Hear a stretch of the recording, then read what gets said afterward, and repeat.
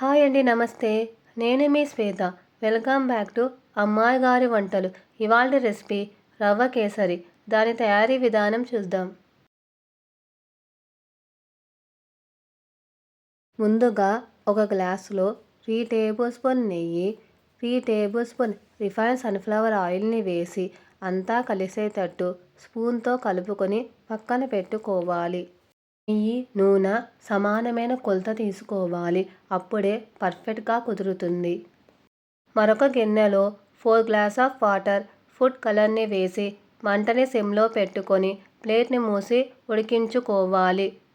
రవ్వ కేసరిని ఒకసారి నెయ్యి, నూనెని కలిపి ఇలా చేసి చూడండి.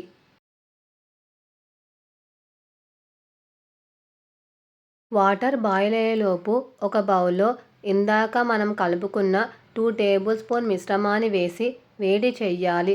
అది వేడవగానే జీడిపప్పు, బాదాంని వేసి వేయించుకోవాలి. అవి లైట్గా కలర్ చేంజ్ అయ్యాక ఒక బౌల్లోకి ట్రాన్స్ఫర్ చేసుకోవాలి. అందులోనే బాంబే రవ్వను వేసి లైట్గా కలర్ చేంజ్ అయ్యేంత వరకు వేయించుకోవాలి.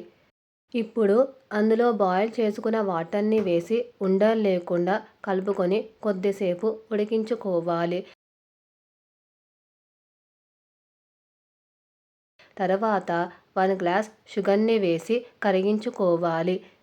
అది కరిగాక మిగిలిన మిశ్రమాన్ని వేసి అంతా కలిసేటట్టు కలుపుకోవాలి. చివరిగా ఫ్లేవర్ కోసం 1 టేబుల్ స్పూన్ ఇలాచీ పొడి, వేయించిన జీడిపప్పు, బాదాంలను వేసి కలుపుకొని దించేసుకోవాలి. రవ్వ కేసరిని ఒక ప్లేట్లో సర్వ్ చేసుకోవాలి.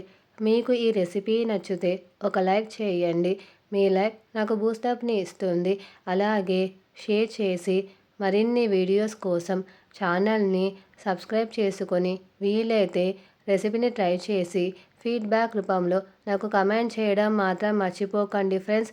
Thank you.